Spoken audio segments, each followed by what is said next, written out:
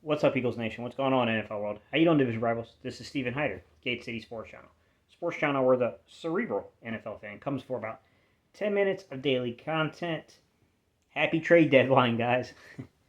Look, we're going to talk about the trade deadline. I'll be honest and upfront. I'll just be upfront right from the beginning of the video here, guys. I don't anticipate to see a lot happening with the Philadelphia Eagles. Just because, number one, I think you're going to have to make the Eagles an offer on a player that kind of knocks your socks off. So, like, if we lost the Detroit game, would they be willing maybe to move some more pieces? Potentially. But I still think the value was going to be tough. I heard people talking about, like, the Fletcher Cox stuff. The Eagles were never going to give away Fletcher Cox for a day 3 pick. They're not that stupid. They're not going to do that. He's still under contract for the following year. Like, they still kind of hold the chips in the cards there. So it's not. I think it would have been different if his contract was expiring this year and then you're just trying to judge if you would actually get a compensatory pick. But mind you, you got to be in the negative to get a compensatory pick, and it just doesn't seem like that's what the Eagles are going to be in. So any compensatory pick status stuff really wouldn't matter. In that scenario, it would have made sense. But in the current scenario where you're probably not getting a compensatory pick, you're sitting here, basically at 3-5. I think the real answer, I'm just going to be honest, guys. I mean, tell me if you differ, but I think the real answer is the Eagles would have liked the trade deadline to be a week later. I think that the Philadelphia Eagles want to see the results of this Chargers game, see where this staff is, where everybody is. I mean, there's so much to grade from. What do you make of only having under 15 passing attempts? What do you make? All these kind of situations and scenarios are what you have to kind of grade things out. The success we had in the running game and trying to build identity going forward. I think it's kind of difficult, guys. I don't know that they have a lot of surefire answers right now in terms of the direction they want to take. I don't think they have a ton of pieces to trade off. So I never really bought the Fletcher Cox trade stuff. It seems crazy to me. Derek Barnett, I kind of understood it. I mean, he's a young pass rusher at the end of the day. Yes, he's making a little bit of money, but we got to remember the Eagles, although that they were on that fifth-year option, they took the fifth-year option, converted some of the base salary into bonus money, paid Derek Barnett, and then basically prorated the years on some of that money, making his salary more affordable. So an acquiring team doesn't eat the prorated stuff. The Eagles eat that. Because basically you cut a deal with the league to take money you already handed to the player and spread it out over years for cap flexibility.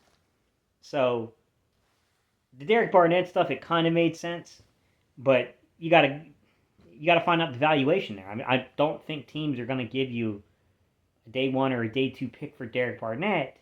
At the same time, you're about to lose Derek Barnett. I doubt. You can never say like never. I mean, there's a chance he does come back, guys. They do strike a deal, and him and his agent bring that valuation back down into reality because no team's going to probably pay him what he wants to be paid.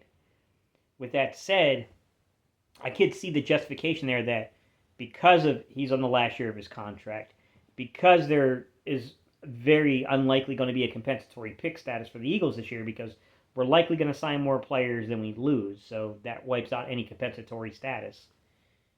Then yeah, I could see you want to get something for this guy. He's about to walk anyways. You had him for half the season. I could understand that. I just don't know that two teams are going to come to an agreement. The Eagles and another team are going to come to an agreement on the valuation of a guy like Derek Barnett because young pass rushers are a premium. But Derek Barnett hasn't had the production that a lot of us thought. So you'd be banking on teams to say, yeah, he's just been misused in the system. If you use them differently in the system, his production will probably be a lot different. But that's also going to be a bargaining chip for them to say, like, you can't even use them in the system. So I don't know, guys. I mean, that's one that I'll watch up until the 4 o'clock deadline, guys, if I'm being honest. But I don't anticipate anything happening there. Outside of that, guys, I mean, Steven Nelson, I think that's another situation where the Eagles would love to see what happened with this Sunday's game. Because if the Eagles are sitting there 4-5, I don't think they're selling off pieces like Steven Nelson. Because you got an honest-to-God chance at making a push for a playoff spot. If you're sitting there and you're 3-6, I think you'd like to sell pieces like Steven Nelson. I have no clue who they're going to play behind Steven Nelson, guys. I was very interested in what they came out with. Now, I've heard that McPherson was injured, so I don't know if that plays a role in it. But they came out with Josiah Scott on the outside. Then they came out with Tay Gowan on the other side, on the outside. And then they played Chachere, the guy that they signed recently. He's kind of a hybrid nickel corner / safety type. They played him and at nickel late in the game. That was the 3 players they brought in. So I don't know if Josiah Scott would be the next guy up past Steven Nelson, if it would be Tay Gowan. I'm not really sure how they would go with that. Would it be Zach McPherson, the guy we spent a 4th-round pick on? I don't know. I mean, I'm not going to say that they won't move Steven Nelson, but I think that that's a situation where they would want to see the results of the Chargers game before they made such a decision. Clearly, that's not going to happen. You know what I mean? Like, the trade deadline's today, unfortunately, at 4. I look past that, guys. I think the moves that are going to be made, they've been made. Joe Flacco, he's been dealt, right? Zach Ertz, he's been dealt. I think Andree Dilliard, there's a chance. I mean, tackle is a premium in the league. I think that the Eagles are starting to slowly get back to Raven Clark. I don't know. I don't know, guys. I mean, could you possibly move him? Sure, but there's a lot of questions about Lane Johnson's mental health and his contract status, his age. I mean, there's a lot going on there with Lane Johnson. The ankle, we heard reports that it swelled back up again, but I thought he had a really good game last week. I mean, mostly run blocking, but I thought he had a really good game. Jordan Mailata is starting to have some issues with speed rushers we're seeing now. I think somebody, one of the main media people was speculating that maybe he's still not quite right from injury, and that's why he's really, he's always struggled a little bit with speed rushers, but like he's really struggling recently with them. So, I mean, that's possibly true. So those are reasons why you might hang on to a guy like Andree Dilliard, because your other outside, guys you don't know, and Jack Driscoll just got injured. I don't know the severity of that injury, and that's a guy that you could technically bounce outside, right? LaRaven Clark is coming back from an injury. I don't know where LaRaven Clark is physically, but he's an inside-outside guy. And the other guy you really got left on the roster in terms of tackle guard ability is Brett Toth, who is very much a developmental player, although he had a phenomenal, preseason and training camp.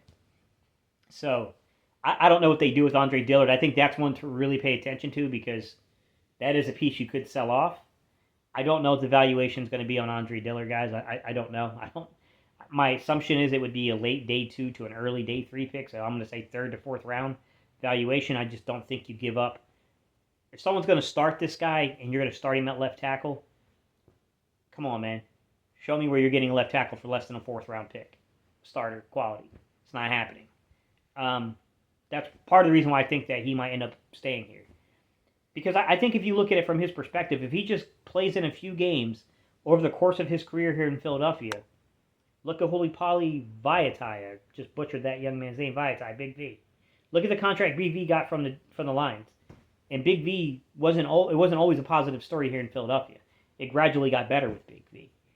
Andree Dilliard could be looking to cash in on a similar thing. Like, yeah, I'm a 1st-round pick, so my pick status is different from Big V, but if I just play a handful of snaps here and I play a handful of snaps there and I get picked up on the 5th-year option by the Eagles, or if they decline it, making me a free agent after next season, not this year, coming up the following year, no matter what, I'm going to get paid either as a 5th-year option guy or I'm going to get paid in contract from somebody. So I think Dilliard, from Dillard's perspective, from the agent's perspective, I think they're kind of in a win-win. Either he's going to get dealt and get an opportunity to start, or he's going to sit back, get to play the backup role, get to get moved in games here and there, get to potentially build momentum and land a major contract in his 2nd contract if he plays his cards right. I mean, he's got to execute it, but I do think that is potential. From the Eagles' perspective, I don't know. In terms of us being buyers, what could we buy at the trade deadline? The 2 most obvious answers I have for you guys is a boundary side pure X receiver. Sure, if anyone has one of those guys they want to get rid of, they're trying to rebuild, they're trying to go in a different direction, and you can get a guy that isn't necessarily great, but he's good, he's stable, he can make plays, he can be the possession boundary guy for you. Sure, I think the Eagles could use that. I mean, I'm a little confused why they haven't really tried to work in Deion Kane. I don't know if he's still learning the offense, but it's a guy who's had success in the past. He's a guy who knows the system to an extent. He knows Patullo. I mean, I would think that guy would get an opportunity at some point, but so far that has not happened, and he would definitely fit the mold. I also think that Nick said a lot of things about JJ after week 1, like, oh, yeah, he was a blocker, he played his role well, and that's going to translate to opportunities. Of course, he's been injured recently, but what opportunities? This guy is basically running air routes. I mean, there's nothing, they're not targeting him, they're not looking to him. So, I mean, I do think that the offense does need a boundary side receiver. I think it needs a guy that can make those tight window catches. Whether you call it a traditional X-aligned receiver or you play him tight to the formation as a slot, kind of like what their idea was originally with JJ. but never worked out, then yeah, I could see that because we desperately need that in the offense. The other position, guys, is we could use an infusion of talent at linebacker. Since we really don't draft linebacker, it would be an opportune time to try to steal a linebacker for somebody. But, I mean, once again, guys, you got to look at the fact we got to get guys like Dallas Goedert under contract, Devontae Maddox under contract. I mean, we will need some of our money in the offseason, so I think they're going to try to go through the draft and rebuild the linebacker corps, to be quite honest. I don't know what they'll do at receiver, guys. I don't know if that's a off-season question mark, or if they try to get a guy later in the draft. Who knows? But something has to happen, guys, because I know Nick made this big speech about how he doesn't believe in alignments just outside and inside receivers. And I understood what he was saying, guys. I mean, they run pretty much the same route tree no matter if they're playing the boundary or if they're playing the field side. I get it. But there are attributes that match up from playing the flanker compared to playing the boundary. Your boundary side receiver should be a bigger, more physical guy that can, if he can't necessarily separate greatly, he has the wingspan and the hand strength to make contested catches. And I don't think we have that guy. Now, I do think that Devontae Smith brings you some of the characteristics. He's got a good wingspan for a guy, but he's not a big physical guy. And then Jalen Reagor, who I do think is a physical guy. I think he can take pops, he can take hits, but he doesn't necessarily separate well. He doesn't have a great wingspan. So, I don't know, guys. I mean, I guess we'll see what happens. Leave your comments down below. What do you guys think happened? Do you think that anyone's going to get dealt before 4 p.m.? Do you think the Eagles are going to trade for anyone before 4 p.m.? My gut instinct says we're probably going to hold tight, but I'll be here to talk and celebrate depending on what happens, guys. All right, y'all. I appreciate y'all so much, guys, and I will catch you guys on the next video.